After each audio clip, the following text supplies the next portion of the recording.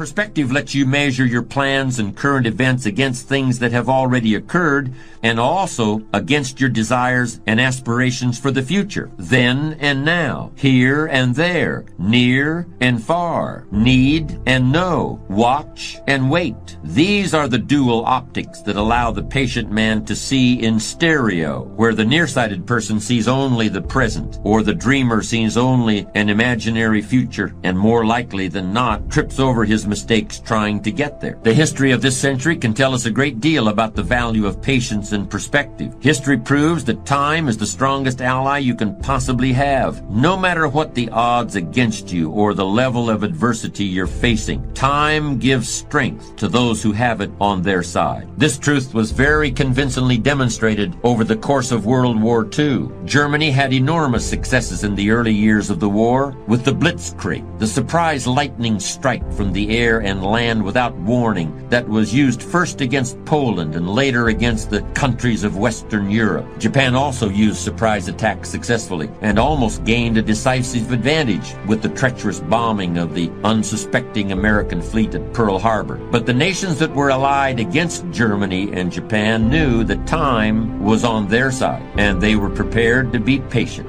Although you won't find this discussed in many history books, one of the most important events of World War II actually took place right here in the United States a few months before the attack on Pearl Harbor. At that time, the U.S. Army held a series of massive military exercises in Louisiana, which were designed to assess the preparedness of the American forces for participation in the war that was spreading across the globe. As it happened, those war games in Louisiana revealed glaring deficiencies in our military preparedness. It quickly became obvious to our military commanders that if America was soon drawn into the war, as many believed it would be, there would have to be a long period of rebuilding and modernization, and this would have to take place at the same time as American forces would be fighting all over the world with inferior and outdated equipment. And that is exactly what happened. It took almost 3 years of patience and hard work and sacrifice before the U.S. war machine was brought up to modern standards. But President Franklin Roosevelt and generals such as Eisenhower and MacArthur knew that the wait would be well worthwhile, and that once the modernization was completed, victory would be assured. On the other side of the Atlantic, it was much the same story. Winston Churchill knew that England would have to endure months and years of bombing and threats of invasion. But he also knew that time was on his side. With great patience and courage, the British people waited out the bombing raids by planes and rockets. At last the tide began to turn,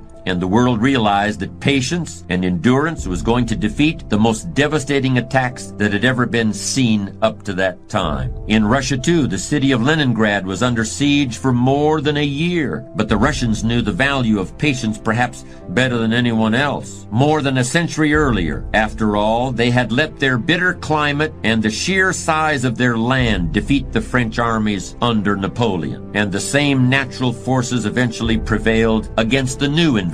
It was patient countries, the United States, England, and Russia, who won the Second World War against enemies who banked on surprise and the hope of a quick victory. There's no area of human activity that requires more patience than raising children. If you haven't got patience when you start out in this, you're going to have to learn it one way or the other. A baby is born after 9 months. If the future mother is tired of pregnancy before the time has expired, well, that's too bad, because there's still 2 months to go, whether she likes it or not. And when the child does arrive, he or she grows and develops at a pace that's quite beyond the parent's control. Parents who try to force a child's development are asking for trouble. And this is one point on which psychology and common sense are in complete agreement. We've all heard of parents who think they can create another Einstein by giving their 2-year-old a book on astrophysics, or that if a child is made to play the piano for an hour a day, it will bring about the second coming of Mozart. None of this works, of course, and it also ignores the fact that all real prodigies developed completely according to their own timetables. And even then, the result was usually not exactly what one might have hoped for. Mozart, for example, had a very difficult later life.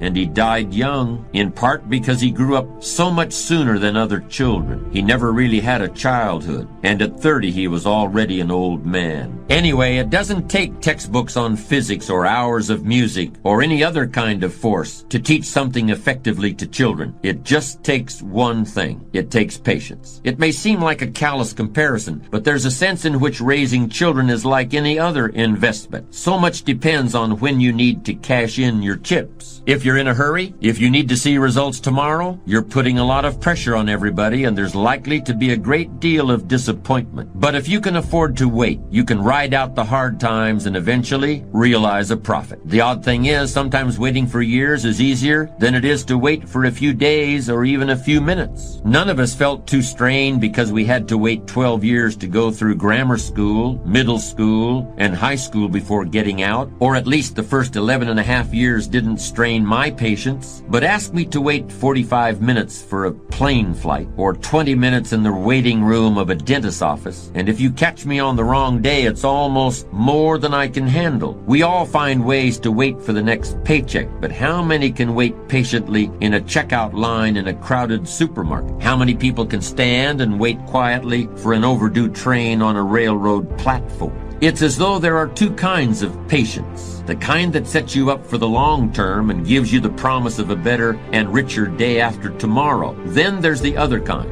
The sort of patience that helps you remain sane and sociable while you're waiting in line or watching the clock or waiting for a pot of water to boil. These kinds of patience, so different and yet so much the same, meld into your character and have a fundamental effect on your physical constitution. Any doctor will tell you that it's better for you and everyone around you if you don't get exasperated with little things, if you don't fly off the handle at every annoyance and stick in your way. It keeps your blood pressure down and your friends and neighbors happy if you can greet life's little problems with equanimity and patience, because almost all problems can be solved if only you take the time to see them and think them through. That's very easy to understand and it's very easy to say, but it takes strong character to put it into practice. I'm never sure what to think when people say, I want to make $1 million by the time I'm 40, or I want to retire by the age of 45. This combination of goals plus deadlines strikes me as short-sighted and maybe even a bit naive. It takes a worthwhile goal and subjects it to an imposed timetable. While you might have an idea of what $1 million would mean to you, or you might have really exciting plans for your life after you hang up the tie and business suit, I don't see how a person can reasonably expect to know who or what he will be or think or feel at some arbitrary moment in the future. This kind of thinking misses the whole point of success. The real payoff in financial and worldly success isn't the result of an amount of money divided by the age you are when you get it, or some other actuarial formula. The real payoff is found in the qualities of character you develop along the way. There's a story about a young man who had a very old and rich uncle. When the uncle died, the young man was called to the office of his attorney and told that he'd been left a huge fortune. To collect it, however, he first had to run a certain errand which was described on a slip of paper. It seemed simple enough, but when the young man tried to accomplish it, this first task turned into another, and then another. As he pursued his uncle's final request, the young man was led into foreign lands and exotic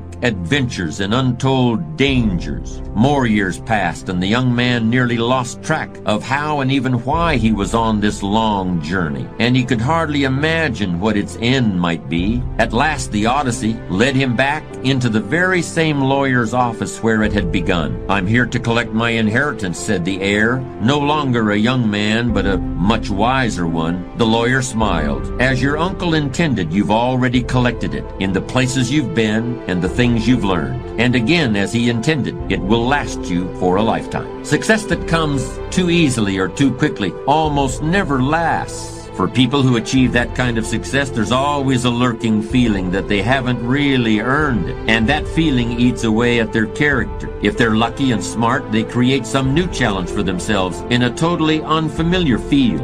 These people have to build their character in order to survive their sudden good fortune, and that's a kind of character building that's done in an emergency. In fact, it's a true case of the cart coming before the horse. This doesn't require patience, because there is no waiting or planning or even expectation involved. It's more a test of a person's upbringing than a test